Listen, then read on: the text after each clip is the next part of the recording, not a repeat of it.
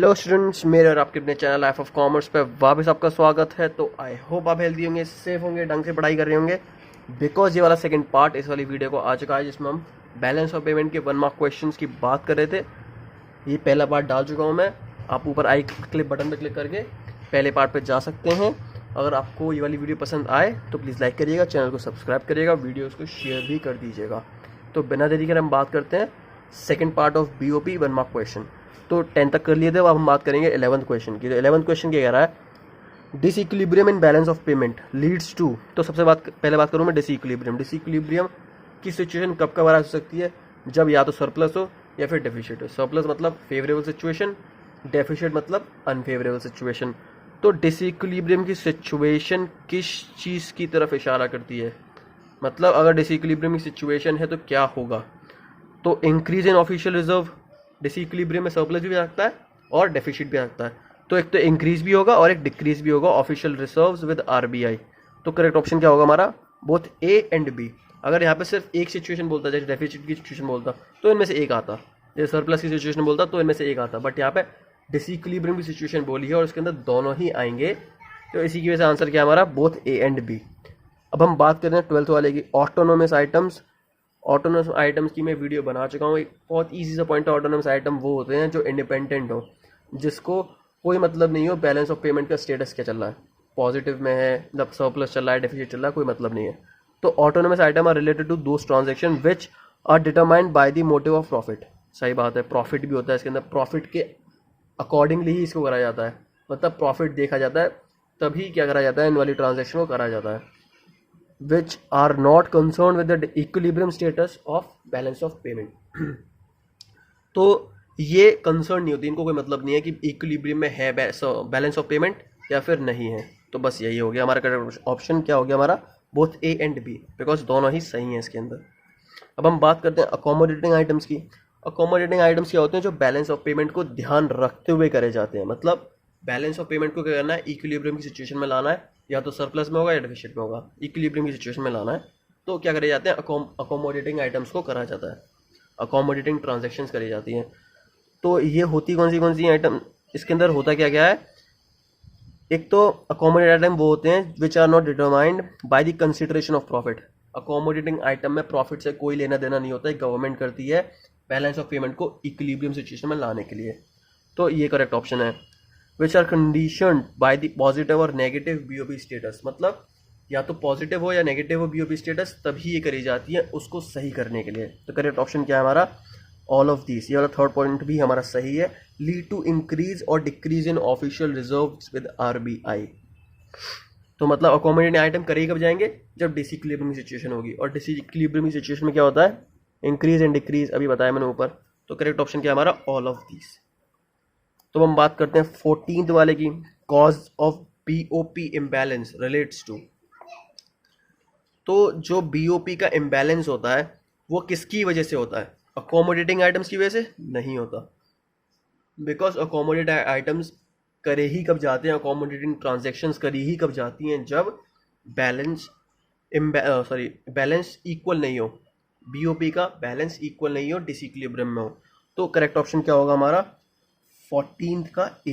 Autonomous items की वजह से BOP इम्बैलेंस में आ जाता है, बिकॉज इनको कोई मतलब तो है नहीं है बैलेंस ऑफ पेमेंट की सिचुएशन चल क्या रही है, पॉजिटिव है नेगेटिव है, इनको तो सिर्फ क्या देखना है, प्रॉफिट मोटिव देखना है बस। तो हम बात करें 15th वाले की, balance of trade. Balance of trade किसका हिस्सा होता है, करंट अकाउंट BOP के, बिकॉज बैलेंस ऑफ ट्रेड क्या दिखता है, गुड्स का ट्रेडिंग, खरीदना बेचना गुड्स का, और करंट अकाउंट के अंदर क्या आता है हमारा, विजिबल आइटम की एक्सपोर्ट और इम्पोर्ट। तो 15th का करेक्ट ऑप्शन होगा हमारा A। अब हम बात करें 16th वाला, इनविजिबल्स बैलेंस रिफर टू। तो इनविजिबल का बैलेंस क्या होता है, इनविजिबल मतलब सर्विसेज। तो सर्विसेज के अंदर क्या होगा हमारा, ट्रेड नहीं, ये वाला करेक्ट ऑप्शन नहीं होगा। एक्सपोर्ट और इम्पोर्ट बताया नहीं है, एक्सपोर्ट और इम्पोर्ट अगर बोला है इन्होंने तो इसका मतलब क्या है, विजिबल और इनविजिबल आइटम दोनों ही लिए गए हैं। Balance of non factor income, non factor services, ये सही ऑप्शन है।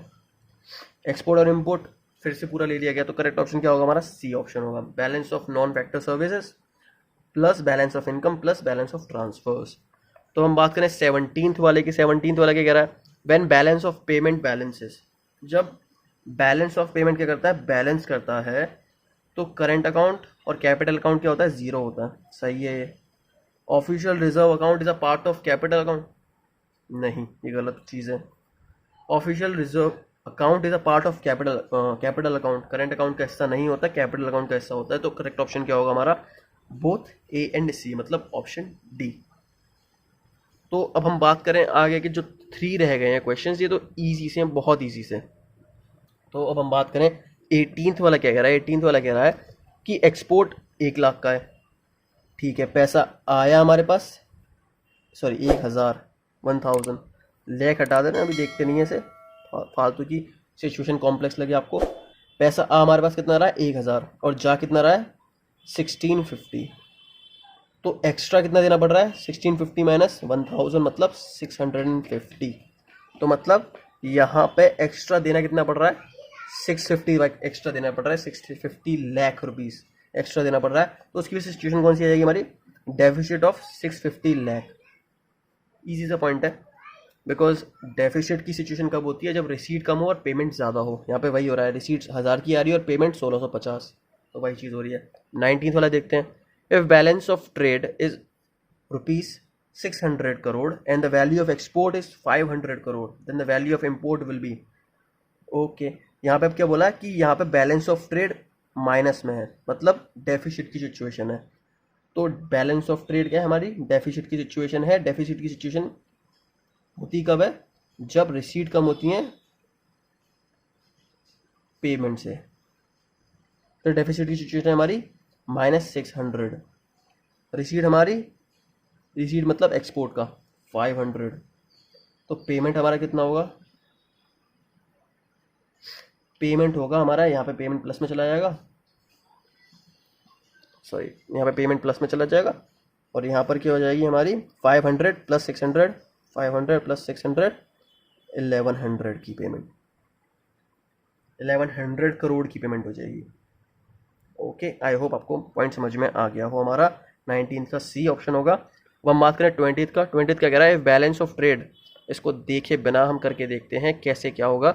If balance of trade is showing a deficit of 200 crore, मतलब बैलेंस ऑफ ट्रेड की सिचुएशन क्या है, डेफिसिट में है 200 करोड़ की, and the value of import, value of import क्या है हमारी 900 करोड़ है, then the value of export would be, okay. तो ये वाला पॉइंट मैं ऊपर करके बता देता हूँ, ईजी सा है, कोई दिक्कत नहीं आएगी हमारी। तो डेफिसिट की सिचुएशन है, डेफिसिट की सिचुएशन है, आई एम सो सॉरी, और receipt minus payment, okay. Deficit की सिचुएशन है, मतलब डेफिसिट कितना है 200 करोड़, तो 200 करोड़ आपको खाली यहाँ पे 200 नहीं लिखना है, बिकॉज यहाँ पे डेफिसिट की सिचुएशन है, इसलिए आपको -200 लिखना पड़ेगा यहाँ पर, -200।